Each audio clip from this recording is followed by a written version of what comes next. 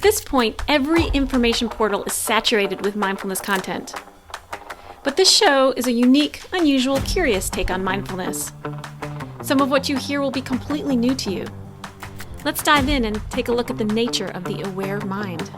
I invite you to deepen your awareness so that you may be liberated and inspired. I'm Sarah Vallely, professional coach. I help people overcome anxiety, heal from past trauma, improve their relationships, and maintain better work-life balance. I'm here tonight with Missy Frisch. She is a life and mindset coach out of Asheville, North Carolina. Through her one-on-one coaching program, she helps women stress less so they can truly enjoy the life that they're creating. Thank you for being here, Missy. Very happy to be here tonight, Sarah. Thanks for the invite. She has some wonderful wisdom to share that's going to be helpful for all of us, especially starting off our year here. So we're going to talk about mindset and mindfulness, which is so interesting to bring those two together because they have so many similarities. And so that's one of the things I think you'll take away is, understanding what those similarities are and how mindfulness helps our mindset and how mindset helps our mindfulness. It's just really great how they are related. So I think I'll begin by giving a definition of mindfulness, and then Missy will go into defining mindset. So we have a really good foundation here to jump off from. When I define mindfulness, it is noticing your body sensations, noticing the sounds in your environment, noticing visually what's happening around you, and noticing your thoughts and noticing your emotions. Mindfulness is also paying attention to the way you are paying attention. So are you paying attention with curiosity? Are you paying attention with judgment? Are you paying attention with non-judgment? So another thing that we can take a pause and notice is how are we showing up in the moment with our attention?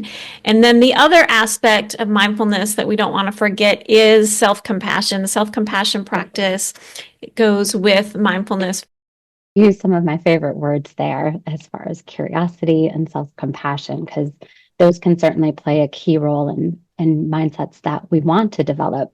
But to start with the actual definition, I define mindsets as a set of beliefs and expectations around a particular subject. So one that we might all be commonly familiar with is the growth mindset, which is our thoughts about our own learning. Are we stagnant as far as our learning abilities, or do we have the ability to grow? That's just one mindset, but we also have mindsets about relationships and money and stress and finances. And they're kind of the default thoughts that we have about that particular topic. And for me, I think mindset is so exciting because we all have this belief that we're walking through the world and just seeing life as it is. And really, we're walking around the world seeing life through our awareness and our mindset together. So it's really fun to slow down and think about what are we seeing and why, and how can we shift that? Thank you, Missy. I know there's science behind mindset. What can you tell us about that? Oh, Sarah, I could geek out on the science, but I will just give you one of my very favorite examples, which is from this researcher named Alia Crum, and it's called the milkshake study. Participants came into the lab separated by 2 weeks apart. So same participant came in 2 different occasions. Each time they were given a milkshake that was exactly the same in nutritional value. I think it was 300 calories. One time they were told it was this really indulgent, high calorie, high fat milkshake. And another time they were told it was a sensible diet shake. The researchers studied their ghrelin levels, which is basically your hunger hormone. When you're hungry, your ghrelin is high. They studied that before, during, and after the milkshake consumption. And the fascinating thing they found out was that the people who thought they were eating this indulgent milkshake actually had their ghrelin levels decrease significantly. So even though they had the same nutrients in their bodies each time, what they thought about what they were eating had an actual physiological difference on their body. So what they really took from that research is that really the overall result of anything we do is what we do and what we think about what we do. The mind-body connection is just so true and real. Mindset does have kind of changes what our reality is. That's a big topic in the mindfulness community, and the way that we look at that through the mindfulness lens is twofold. One is that reality is dependent on what we are paying attention to, number one. And in mindfulness, that's something that we do is we consciously pay attention to certain things. We consciously shift our attention. So we could be paying attention to our negative beliefs, or we could shift our attention and pay attention to the birds chirping outside. So that's going to change our reality, right? Because we've shifted what we are paying attention to. Another way mindfulness affects your reality is how we are paying attention. Are we in more of an observation mode? Are we being conscious and taking a step back from our thoughts and taking a step back from what's happening and observing? Are we more conscious like that? We would call that observing. Or are we more interacting with what's happening, meaning we kind of get lost in it. We can't really differentiate reality from our thoughts. We're mixed up in it. That practice of being able to take a step back and observe really does change our experience of reality, and thus change our reality. It's powerful. So would you mind going into that a little bit more, Missy, about when we work with someone like you, when we learn about these techniques, how does this affect our reality? Those are great examples that you gave, and I can see, like you said, the connections between mindfulness and mindset are so powerful. They really build off each other. When I think about mindset work and how it creates our reality, I think about how our brain strives on efficiency, always trying to create these mental shortcuts. And that's kind of what our mindsets end up being. I was thinking about something recently where our brains, they don't show us the truth always. They show us pieces of our past combined with our present. So for example, when we see someone we love and we see them constantly, we might not notice they got a haircut. So you can stop being annoyed with people who are missing your haircut. They actually may not notice because your brain is showing you kind of a snapshot of what they know that person looks like combined with the current image. It's really this fascinating thing where our brain is just constantly looking for ways to save us time. So as far as mindsets, it's way simpler for our brain to just categorize all of our thoughts and beliefs into a couple simple statements. Work is hard, period. It's way easier for our brain to think that than to get into the nuances. One way that I really like to pay attention to the reason it happens is we have this particular bundle of nerves in our brain called the reticular activating system. It's fascinating. It's really a bodyguard kind of in our brain that filters what comes into our conscious mind. When we have a default mindset, what it does is it's constantly looking to prove that. And that's the reality we see. What's that movie? Oh, The Breakup with Jennifer Aniston, and I think it was Vince Vaughn, where they're driving down the road and she wants kids and he doesn't. They're in the same car, driving down the same road, and he's seeing the kid with the ice cream that fell in off the cone and is screaming, and the brother punching the sister, and she's in the same car and she sees kids holding hands and skipping and joyfully hugging their mother. It's the same world, but what their mindset is about kids was impacting exactly what they see. So that's one way that our mindsets can really shape our reality, is that bodyguard in our brain constantly trying to prove to us that our mindset is the truth and the only truth. The field of cognitive bias is so fascinating. We have about 24 ways that researchers have identified that we do this. Missy and I were talking earlier, And the reason that we have to have these shortcuts is if we don't, we would go nuts. I mean, we literally would go crazy because there'd be so much information coming at us that we wouldn't even be able to function. So these shortcuts, although, as we'll point out, and maybe things that you've read and classes that you've taken and your own life experience, have seen that these shortcuts actually limit us in a lot of ways, but they also make it possible for us to function in this world. Right. Yeah. Well said. We're going to go into 4 different hurdles that we face if we want to delve more deeply into this mindset work. And what I keep saying mindset work, but what I mean by that is that we really take this pause to start looking at what are our mindsets and what can we do about that to improve our lives, which Missy will go into in more detail. But the first one is identifying your limiting mindsets, then changing our limiting mindsets, so making some shifts and changes, identifying what we can control and can't control. The last hurdle is being kind and patient with ourselves, because we can do this work and sometimes get really frustrated with ourselves. We're not doing it right, or we have lack of confidence. We'll talk about those 4 hurdles. So Missy, start us off here, if you wouldn't mind. Talk to us about these limiting mindsets. How do we figure that out? How do we identify them? How do we even know what our limiting mindsets are? Remember, a mindset, what it is, it's a set of beliefs and expectations about a particular situation. So when we're trying to identify them, it can be really helpful to get specific and think about what specific category of what mindset are you trying to identify. Some of you might immediately know what your limiting belief is. It might be, I'm terrible at making decisions. I'm not smart enough. I'll never be healthy. I have one that I've worked on this for years, but it still resurfaces, is there's not enough time. It's the thought that just comes on repeat and isn't helpful to you. So that's one way. You might just know it.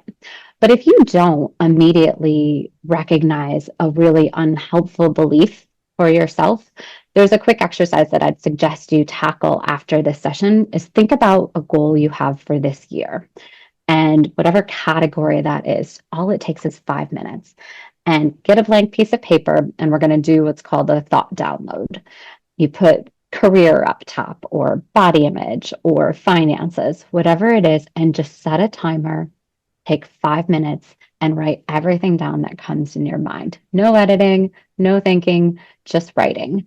By the time you get done, when you sit and take a step back, take a look at the page, and I would guarantee you're going to have some thought jump out at you as, oh yeah, that I hear in my brain a lot, and that is not particularly helpful. So those are a couple ways to get started. Writing things out, journaling, it's like we kind of do this mind dump and we can just kind of get it out.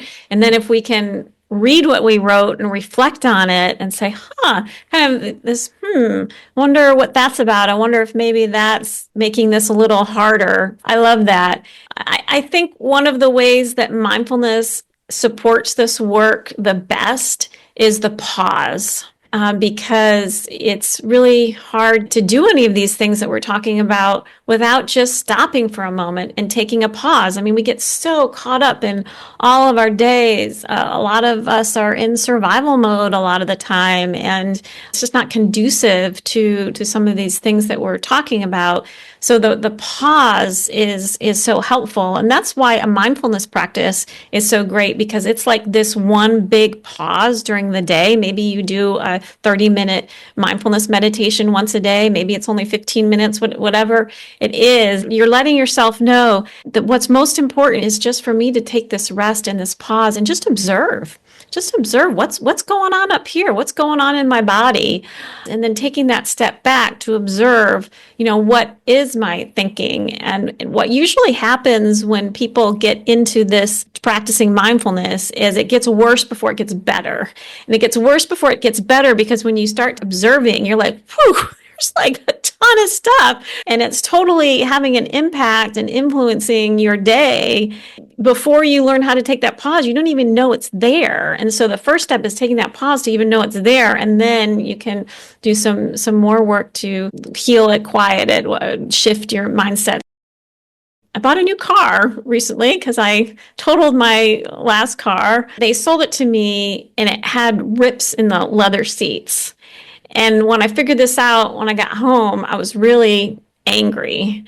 Eventually, it wasn't right away, but eventually I took a pause and noticed what was going on in my body. It's like, okay, I have this intense emotion. If I can take this pause, notice what's going on in my body, what's going on, what thoughts is this instigating. And so basically how this ties in with mindset, I think, is when I was in anger in the beginning, I thought that was my only option. I thought I just can be angry. There's nothing else I can do, just be angry. But then I took a pause and realized, I have other options. I can use mindfulness. I can look at what's going on, how I'm responding to this.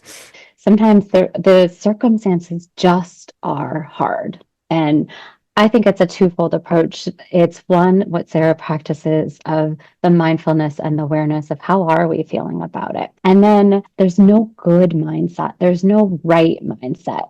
Sometimes we want to feel upset about something. Sometimes we want to be frustrated. It's when I think about mindsets, what you might want to try on is what one's useful for you in this particular circumstance. And that might not always be something bubbly and upbeat. It's whatever is helping you in that current time. So it may or may not be a limiting belief. It may just be a belief that feels right for that particular circumstance. One thing that I tell my clients is, I'm like, I can't do anything about the stuff going on in your life. I mean, I don't have much control, and in some ways you don't have that much control over. But what we do have control over is what we're thinking. We actually can influence our nervous system. We can soothe our nervous system. We can process our emotions in a healthy way. And so that is something that we can do. Missy, would you talk to us about changing our beliefs, right? So it's like we're starting to identify that, oh, I don't feel like I'm good enough. I feel like, I have to do everything to avoid failure. Whatever these mindsets are, we start identifying them. And then how in the world would we actually change them? I think particularly as women, we can be real perfectionists and we think, well, this is a bad belief about myself. I must get from A to Z, instead of thinking I don't love my body or I'm unhappy with my body. I must think I look perfect and beautiful at all times. I just give full permission to dismiss any of those expectations on yourself that you need to make this huge leap in belief.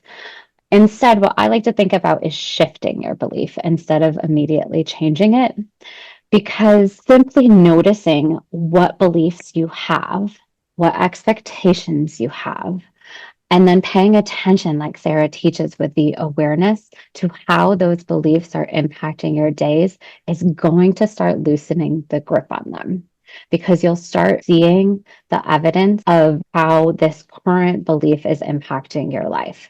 I like to think of it, the beliefs are kind of like us telling the news. It's like we're reporting facts. I am bad at swimming is what comes to mind for me. That might be a fact, but we'll use it as the example. I am a bad swimmer. And we say it to ourselves so often in our mind that it just feels like truth. And the truth actually is it's just something you've repeated so often that it feels true, but it's an opinion usually that you're just constantly telling yourself. I like to fact check ourselves. Once you have that belief identified, we want to start poking holes in it and find evidence that for what else is true. There's two real questions I think are the easiest ways to start with this. First, whatever belief it is that true? Ask yourself. And put it in writing, as Sarah said, putting stuff in writing is so much more powerful than doing it in our brain. And then once you get that answer, what else is true? A common one, just for an example, is I'm responsible for everybody else's feelings. I do it with my husband. We've been together 20 years and I can still catch myself. Sometimes he's got a certain look on his face and like, what did I do? Like, I upset him. Just because our brain offers us that thought that I'm responsible for this does not mean it's true. You can shift that mindset of I'm responsible for everyone else's feelings by one, is it true? And two, in that particular instance, ask yourself a better question. Like, not what did I do wrong, but how about what are 10 other reasons that he might be upset today? And show yourself that there are other options. And doing that, those two simple things, noticing and showing yourself the other evidence of other possible beliefs, other possible theories, is going to start loosening the grip that your brain has on your current default mindset. Coming up with more options. I think that's a great way to think about fixed mindset versus growth mindset. So a fixed mindset is like there's no other options. Yep. And we get so locked into that. But a growth mindset is there are other options. Let me brainstorm. Let me soothe my nervous system, because it's really hard to do that when your nervous system is triggered. Let me take a moment and calm down a little bit, and or feel safe. That nervous system is so much about not feeling safe. So let me just really remind myself that I am safe, and to brainstorm a few other options. What are some other things that could be going on here? I love that about, is this true? And if you do think it's true, and kind of like maybe it really isn't, but you think it's true, then maybe asking, is there anything incorrect about it? Like, yeah, I kind of think it's true, but is there anything in there that I can find that's incorrect? There's usually one or two things that we can pull out of there to start coming up with more options.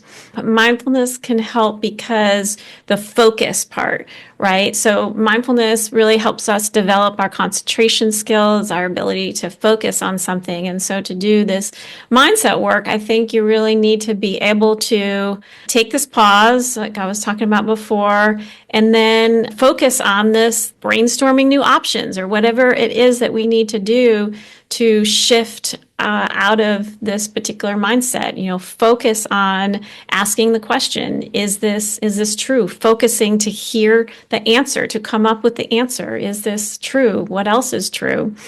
And also using mindfulness to be aware of when we fall back into our old mindset. So we're doing this work and we are knowing what our new mindsets are that we want to shift into, but we're always going to kind of shift back. We can use our mindfulness to notice that we're doing that, like, oh, isn't that interesting? I've shifted back into the old way. What I love to do is remind myself, well, that's the old me. The new me does it this other way. So you can be really, kind and gentle with yourself. So then another hurdle is differentiating between what we can control and what we can't control. So what are your thoughts on that, Missy? How can we better do that? I like to think there's three main categories. It's our attitude, our actions, and our attention are the three things that we really can generally control. Our brains love to offer us that we can control other people, that we can control the weather, that we can control all sorts of things. So I do think, like you said, Sarah, so much of it is bringing that focus back in. Controlling the controllables is really, it varies for the person and the particular circumstance, like what specifically we're talking about. But I'll give you my general process and an example that happened right before this call. Since Hurricane Helene, we've had a lot of challenges, and I was testing my audio with my husband before this call, and he was clearly frustrated in the basement because our hot water tank apparently exploded. My brain likes to offer me, okay, you should have noticed there was a problem. I should be there to help. All these things of demands that my brain wants to put on myself, but I can't control that it happened. So it's my job to go back and ask myself, what can I control right now? And if we think about those three A's, the attitude, I can be angry about it. But when I think about the emotion I'm in, when I have the presence to be there, and sometimes, as Sarah mentioned, we need a little bit of distance before we can really take a breath and reconsider it. I like to think, is this helpful? I'm never trying to avoid an emotion, but I want to know, is it useful for me right now? So me, 10 minutes before getting on a podcast with Sarah, it's not helpful for me to be angry. I'm able to shift my attitude into what is helpful. Presence, focus. That's more useful for me right now. We can only control our actions when we slow down to think about, where are we now? What can we do? I always think of our attention kind of like a dog with a bone. I have this adorable dog, and he tends to, when he gets a little feisty, he like latches onto my arm in a very sweet, playful way. And I don't want that. So I have to redirect him. I throw the toy. He grabs my arm, I throw the toy. And I try to do that with my brain sometimes when I'm thinking about considering what I can control. Is my brain wants to go everywhere else, I go back to what I can control. It wants to go over here, I bring it back. And every little bit of control that we take matters. So just simply noticing, I decided to put my hair up in a crazy bun because it's something I can control, and my hair will be less distracting. So every little tiny thing we can control really helps to reset our focus and help us move forward. I love that part about then also asking what you can do, because I spend a lot of time really pointing out to myself what I can't control. Yes. But I like the added part about, but you can do this. If you're feeling stressed or anxiety, that actually almost always is a circumstance in which you wish you could control something that you can't. But we're almost never aware of that. We're just anxious. So that's the mindfulness part, is to notice if you're feeling anxious. Frustration's another one. You know, when we're feeling frustrated, it's often because we want to control something that we can't control. So the mindfulness part is being mindful that that's what's going on, that taking a pause and saying, is this anxiety? Yeah, I think this is anxiety. Is this frustration? I think this is frustration. I can feel this and notice this. This is what's happening. Let me take another pause and ask the question, what can I control here? What is out of my control? It was my birthday recently, a couple weeks ago. Both my sons were supposed to be at my birthday, but one son was driving across country and there was weird weather and didn't think he was going to make it in time, and then he actually did make it, and then there was issues with COVID. We had to take COVID tests. Like, it was all this stuff, and I was so stressed out, and I was like, oh. But then a pause to ask myself, what about this can I even control? And really none of it. I can't control the weather. I can't control if someone has COVID or not, right? So it's just kind of a time to just step back and instead say, I just hope everybody's safe. My birthday will be fine. I've got a question for you, Missy. What about fear? So when we talk about, what we can control and what we can't control, there's often like a fear element there. Like, I'm afraid this is going to happen, or I'm afraid that's not going to happen. What are your thoughts about working through our fears with mindset? So I do a lot of values work too, and I think that plays into our mindset. So what's important to us is going to show up in different mindsets. When I think about values, the way I work with my clients is we always try to work towards things rather than from things. So instead of moving away from fear, we move towards love, for an example. Relationships is a big one where people might be afraid to put themselves out there. To me, the most important thing always is why. Like, what is the underlying thought? And that's where our work always starts, is let's get super, super, super clear. The first answer that comes to mind is probably not it. There's probably 5 whys underneath this, the real fear. Is this fear, is this belief helping me, or is it hurting me? And then once you can really see how that fear is impacting you, then we can start playing with some other options. Like you said earlier, okay, maybe there's another way to look at this situation that feels doable to me. We're never trying to gaslight ourselves into beliefs that we don't believe, but what's the next step? What's the ladder up the chain from fear to where you want to go that feels accessible? And how would approaching your situation through that make things look a little differently? What do you think, Sarah? Oh gosh, it's a whole can of worms. I like what you said about the asking questions. Identifying the difference between worry and fear is important. So, worry is an unhealthy response to fear.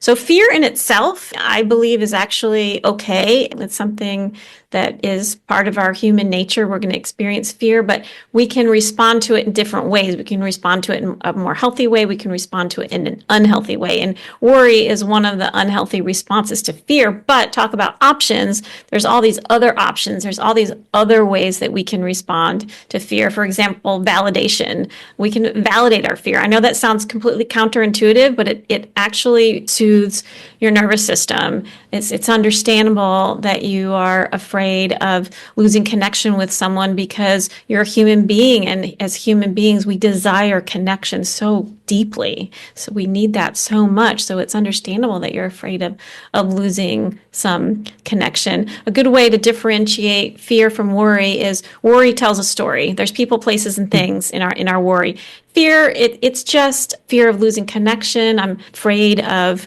feeling depressed, like very simple core fears that we have.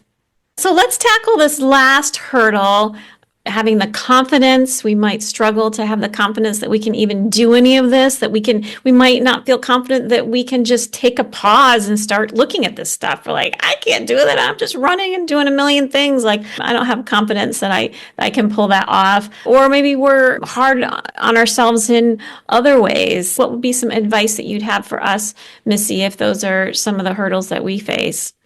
I think we can all relate to being hard on ourselves at times and the confidence lacking for certain areas in life. I think confidence is a mindset. You can choose what you think about confidence. I would suggest instead of your confidence mindset being, I can't do unless I'm confident, for example, it's I get confident by doing. And that's truly how we do gain confidence, anyways, is taking action, practicing, playing, experimenting, and trying again. So if you can embrace that confidence is an action, not a state of being, it's a skill we can develop. I think that goes a really long way. The self compassion piece you touched on really plays into that because it doesn't have to be a problem. That's one of my favorite things to ask myself and my clients is what if nothing has gone wrong? What if not having confidence to, start your new fitness journey, for example, isn't a problem? Starting to play with that in our brains can be really, really helpful by making it more playful and less serious. We can take our work seriously without taking ourselves so seriously. One of the ways that I love to do this is really making it a game. If my default mindset is I'm terrible at decisions, then I make it my job, my game every day to figure out how many times can I prove myself wrong? How is that not true? Decisions are such a fun one because, and so many of us think we're bad at them. You decided to get dressed today. You picked out some clothes. You get a win for that. You might have decided to go to Earth Fair instead of Ingles, to take one route to work instead of another, to choose a different meal than you did yesterday. We are making decisions constantly to build confidence. Whether it's decisions or something else, we just have to stack up evidence. We stack up beliefs one tiny, tiny, tiny bit at a time. And as your little stack of evidence grows, so will your confidence and your belief in yourself. My advice is to not discount the little wins along the way. Every little tiny proof of a different mindset you can show your brain is going to make a difference. I think what it comes down to is overriding your brain. Yeah. So it's like your brain is designed to do these certain things. It's designed to have you have these beliefs and just stick to them and just, grab onto these beliefs forever and not let go of them. Like that's the way your brain is designed.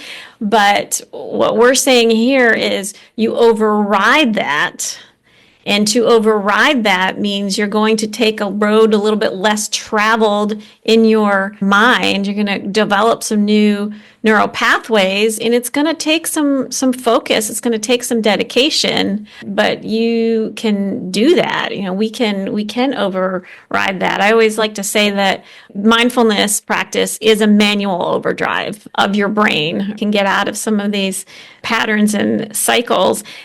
This other thing you said about confidence. So if this is true, that mindset is something we can change. Any mindset we have, we can change it. And if confidence is nothing but a mindset, then that really opens up us to this idea that if we have a hard time with confidence in certain areas of our life, that this is something we can shift. We can, number one, identify the limiting belief, which is I'm not good at X. And then, shifting that belief by making a list of other options and being open and allowing. Yeah, I think we're on a roll here. All right. From the mindfulness perspective, from the Buddhist perspective, there's this idea that we are a beginner each time we sit down to the cushion. And so that means that we don't come into any of this thinking that we've got this all figured out and that we're going to have a home run every time. And if we don't, that means there's something wrong. But instead, that even if we've been doing this type of work for 20 years, we're still a beginner each time we go to approach this, which means it's okay if we don't get it right all the time, and celebrating those little wins, because when you're a beginner, those little wins are pretty darn good, right? They're a big deal. So that's a mindset, right? In itself, is to have this mindset that I'm a beginner, I'm not an expert, and I'm open to learning and making mistakes and all of that. Wonderful. All right. And another question here for you, Missy. What are some tips and steps that you can give us to help us succeed in 2025? I love what you just said about the beginner mind. That's a beautiful mindset, that I'm a beginner and I am exactly where I'm supposed to be right now. We're not supposed to be 12 steps ahead. We're supposed to be exactly where we are in this moment. So thanks for sharing that. I'll kind of rehash this down into a few steps and then leave you with my favorite mindset. The biggest thing we want to do is embrace curiosity. Curiosity is your best friend. Mindsets are this, like Sarah said, this very tight grip our brains have on us, and our job is to loosen that grip when we want to. Getting out of black and white thinking is a really huge thing. So every time you catch yourself being certain, get curious. What if you're wrong? And what if it's fun to be wrong? Is something to consider. But back to the 3 steps. We will use, number 1, our mindfulness practices and our awareness, whatever that looks like for you, as Sarah has taught and as you've practiced on your own, to notice the belief that's holding you back. That is a huge step. Simply noticing is going to get you really far. After that, we're going to embrace curiosity. We don't have to fight with this belief. When Sarah was talking earlier about fear, what I was thinking is, you know what? The belief can come, we're going on a ride, the belief can sit in the passenger seat next to you. It doesn't have to get evicted from the car. It's just not driving. We get to get curious, bring it along with us, and ask ourselves those powerful questions we talked about earlier. They're simple, but don't underestimate the power. Is this true? What else could be true? Get curious. And number 3, redirect your focus. What is something that would be more helpful to believe? And constantly bring it back. It's like a toddler. They want to go run in the other room and grab something breakable. Nope, we're back here. It's constantly redirect, because it is a process. It's a practice that we work on over time. Notice, get curious, redirect, repeat. In case this is helpful, because we've talked a bit about being kinder to ourselves. To me, one of the ways that I've really been able to do this is to embrace a new kind of motto, a new mindset. And I'll give it to you. It's not my own. It was a principle I learned a few years ago. And it says, life is a perfect adventure, a game that cannot be won or lost, only played. And when you can embrace that we're not here to win anyways. We're here to experience. Back to mindfulness. Like, where are we now? What are we doing now? It really can lighten the mental load on the expectations we put on ourselves. So I would be curious as you go into 2025, the rest of the year, how could that motto help you? Life is a perfect adventure, a game that cannot be won or lost, only played. Thank you, Missy. Thank you so much for that. Could you share with the listeners more about what you do, what you offer, how people can find you, and if you have any events coming up? I'm a one-on-one coach. I work closely with women to help them get really clear on what they want and go after their goals. Some people come to me simply because they're curious about how they can use their mind to shape their world. Other people come with really specific career goals or financial goals or relationship goals. And together, really, the biggest thing we do is silence all the outer expectations and help them focus on what matters. A quote I heard once that sticks with me is, "You can't read the label from inside the jar." I can hear you saying things as facts, and I can put the brakes down and say, wait a minute, you're reporting that exactly like that's the news. And then we can start exploring. So it's really fun. Week to week, my clients have a specific challenge we're tackling and we work through it together. So to find answers that are really right for them. I have a weekly email list that I send out mindset tips. And my current giveaway is a decision making tool. So if you feel like you're stuck on any decisions, I would love to share that with you and get your feedback. Thanks, Sarah, for the opportunity to explain a little bit about my work. Yeah, well, Missy, thank you so much for being here with us tonight and all of those who zoomed in with us. Sarah, thank you so much. Really appreciate it. The Aware Mind podcast is a TSD mindfulness production. Please check out our show notes for upcoming events and links to additional resources. Please visit our website at tsdmind.org. That is T as in tame, S as in soothe, D as in dwell, mind as in mindfulness.org. And don't forget to follow us on Instagram at TSD_mindfulness.